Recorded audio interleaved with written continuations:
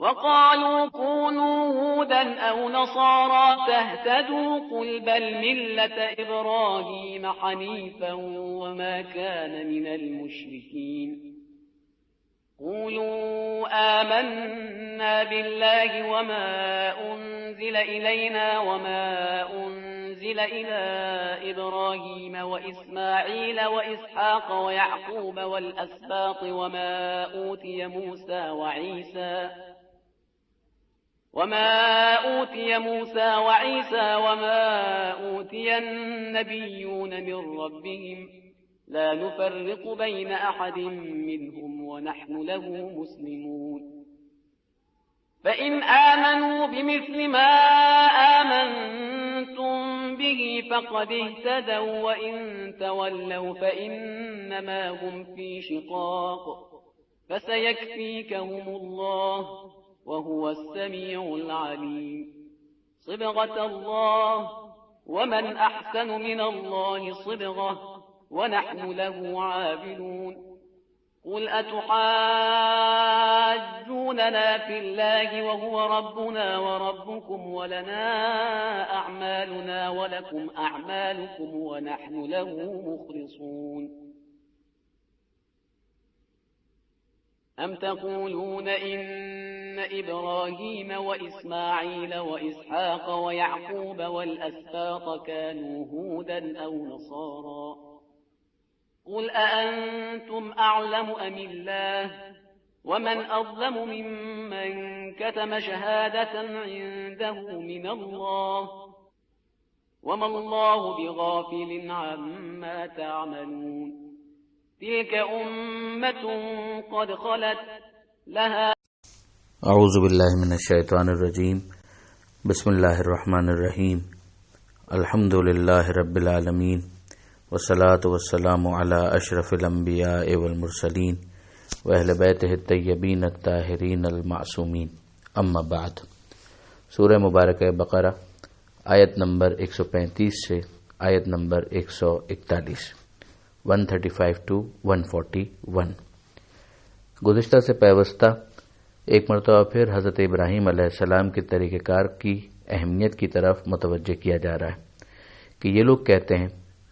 کہ یہودی ہو جاؤ یا عیسائی تو تم ہدایت پا جاؤ گے۔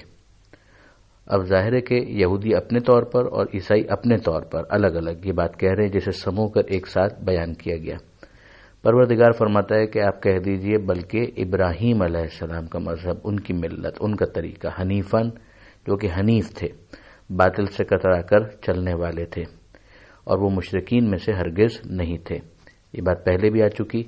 کہ ابراہیم علیہ السلام اور جناب اسماعیل علیہ السلام کی دعا میں اس آخری نبی کا تذکرہ آ چکا اور اس کی تفصیل بیان ہو چکی۔ تو ان کے طریقہ کار کو اگر اختیار کرنے کا دعویٰ تمہارا ہے تو پھر اس آخری رسول کو قبول کیے بغیر کوئی چارہ نہیں ہے۔ ان سے کہہ دیجئے کہ ہم ایمان لائے اللہ پر، جو ہم پر نازل ہوا اس پر بھی، جو ابراہیم پر نازل ہوا، جو اسماعیل پر نازل ہوا، جو اسحاق پر نازل ہوا، جو یعقوب پر نازل ہوا، اور جو اسباط پر یعنی نسل یعقوب میں جو دیگر انبیاء آئے ان پر۔ خاص طور پر پھر ذکر کیا گیا موسیٰ اور عیسیٰ علیہ السلام کا، اور پھر علی الاطلاق نبیوں کا تذکرہ کیا گیا کہ جو ان کے رب کی طرف سے نازل ہوا ہم نے ان سب چیزوں کو قبول کیا۔ لا نفرق بین احد منہم، ہم اس میں تفریق کے قائل ہی نہیں ہیں۔ جب نازل کیا ہمارے رب نے تو ہم اس میں فرق کے قائل نہیں ہیں، ہم ان تمام تر باتوں کو قبول کرتے ہیں۔ ہم اپنے پروردگار کے مسلمان ہیں، یعنی سر تسلیم خم کرتے ہیں کہ اسلام کا مطلب ہی یہ ہے کہ انسان خدا کی بات کو قبول کرے، خدا کے سامنے سر جھکائے۔ تو اگر خدا نے کسی کو نبی بنا کر بھیجا ہے تو اس کا انکار گویا اسلام سے باہر کرنے کا باعث بنے گا۔ تو اب اس کے بعد یہاں کہا جا رہا ہے کہ اگر یہ لوگ ایمان لے آئیں مثل اس کے کہ جس طرح تم ایمان لائے، یعنی جس طرح تم نے رسولوں کے درمیان فرق نہیں کیا، تو پھر یہ لوگ ہدایت پا جائیں گے، ورنہ یہ ہدایت سے دور رہیں گے۔ مت بھولیے کہ قرآن مجید کا مرکزی موضوع ہی ہدایت ہے، جو ہم سورہ فاتحہ سے اہدنا الصراط المستقیم میں ہدایت کا ذکر دیکھ چکے، ان لوگوں کا تذکرہ آ چکا کہ جن کے اوپر انعام نعمت ہدایت کے طور پر نازل ہوئی۔ ہم سورہ بقرہ کے آغاز میں پڑھ چکے کہ یہ کتاب ہدایت ہے ان لوگوں کے لیے کہ جو فکر نجات رکھنے والے ہیں، متقین ہیں، جو غیب پر ایمان رکھتے ہیں۔ یہاں پر یہودی اور نصارہ ان کے اس قول کی نفی کی گئی کہ اگر تم یہودی اور عیسائی بنو گے تو ہدایت پا جاؤ گے، بلکہ کہا جا رہا ہے کہ یہ لوگ بھی اگر ایمان لائے اس طرح سے جس طرح مسلمان ایمان لائے کہ انہوں نے تمام انبیاء کو قبول کیا، جو گزشتہ منسوخ شریعتیں ہیں ان کے منسوخ ہو جانے کے باوجود ان کے خدا کی طرف سے نازل ہونے کا انکار نہیں کیا، اصل توریت کا انکار نہیں کیا، اصل انجیل کا انکار نہیں کیا، ان تمام نبیوں کی نبوتوں کو قبول کیا کہ ہاں یہ پیغام ہدایت تھا، اور اپنے اپنے زمانے کے اندر ان نبیوں نے زحمتیں برداشت کی اور خدا کے پیغام کو پہنچایا۔ ہم ان تمام نبیوں کے اوپر ایمان رکھتے ہیں۔ اگر یہ اس طرح سے ایمان لے آئیں کہ ان کو قبول کرنے کے ساتھ اس آخری رسول کو بھی قبول کریں تو یہ ہدایت پا جائیں گے۔ یہ ایک مرتبہ پھر میں متوجہ کرنا چاہوں گا کہ پلورلزم کی اس تعریف کے اعتبار سے کہ جس کے اندر ہر راستے کو صراط مستقیم کہہ کر آخری نبی کی نبوت کا انکار کرنے کے باوجود لوگ نجات کی امید لگا کے بیٹھے ہیں، اس کی رد میں ایک بھرپور آیت بنتی ہے۔ پھر پروردگار فرماتا ہے کہ پھر بھی اگر یہ لوگ منہ پھیرتے ہیں تو پھر یہ اناد ان کی طرف سے، پھوٹ ان کی طرف سے، بنائے مخاصمت اور یہ جو جھگڑا ہے پھر یہ ان کی طرف سے، اور تمہاری مدد کرنے والا خود خدا ہے اور وہ سننے والا اور جاننے والا ہے۔ ایک بہت خوبصورت لفظ یہاں پر استعمال کیا گیا، صبغت اللہ، کہ رنگ تو خدا کا رنگ ہے، یعنی جب انسان خدا کو مان لے تو خدائی رنگ اس کے وجود میں جھلکنا چاہیے، اس کا چال چلن، اس کا سوچنا، اس کا اٹھنا، اس کا بیٹھنا، اس کا اخلاق، یہ سب خدائی رنگ کا مظاہرہ کرنے والا ہو۔ رنگ کسی کی شناخت کا ایک ذریعہ ہوتا ہے۔ جب انسان واقعاً اسلام قبول کر لے اور خدا کے سامنے سر تسلیم خم کر لے تو وہ گویا خدائی رنگ میں رنگ جاتا ہے۔ پھر پروردگار عالم یہ ارشاد فرماتا ہے کہ اس سے بہتر، اللہ کے رنگ سے بہتر کون سا رنگ ہو سکتا ہے، اور ہم اسی کی بارگاہ میں عبادت گزار ہیں۔ یعنی یہ مسلمانوں کو تاکید کی جا رہی ہے کہ گویا وہ اس پیغام کا اعلان کر دیں۔ پھر اس کے بعد کہا جاتا ہے کہ آپ ان سے کہہ دیجئے کہ کیا تم ہم سے اللہ کے بارے میں جھگڑتے ہو جبکہ وہ ہمارا رب بھی ہے اور تمہارا رب بھی ہے۔ اب آپ نوٹ کریں اس بات کو کہ ایک طرف ان کا یہ جملہ کہ ہم اللہ کے لاڈلے ہیں، ہم اللہ کے بیٹے ہیں، اور دوسری طرف مسلمانوں سے یہ کہا جا رہا ہے کہ تم یہ کہہ دو، خاص پیغمبر کو مخاطب کیا جا رہا ہے کہ آپ یہ کہہ دیجئے کہ تم ہم سے اللہ کے بارے میں جھگڑتے ہو۔ اللہ کے بارے میں کون سا کاپی رائٹ کا مسئلہ آ گیا ہے؟ اللہ ہمارا بھی رب ہے اور تمہارا بھی رب ہے۔ یہ وہ پیغام ہے کہ جو سورہ فاتحہ کے اندر پوری قوت کے ساتھ دیا گیا کہ الحمدللہ رب العالمین، کہ تمام تعریفیں اللہ کے لیے جو عالمین کا پالنے والا ہے۔ تو خدا کو خانوں کے اندر نہیں بانٹا جا سکتا، اس کی ربوبیت عالمین کے اوپر محیط ہے، کوئی اس کی ربوبیت سے باہر نہیں ہے۔ ہاں، جہاں تک اعمال کا معاملہ ہے، ہمارے اعمال ہمارے لیے، تمہارے اعمال تمہارے لیے، خدا کو خانوں میں مت بانٹو۔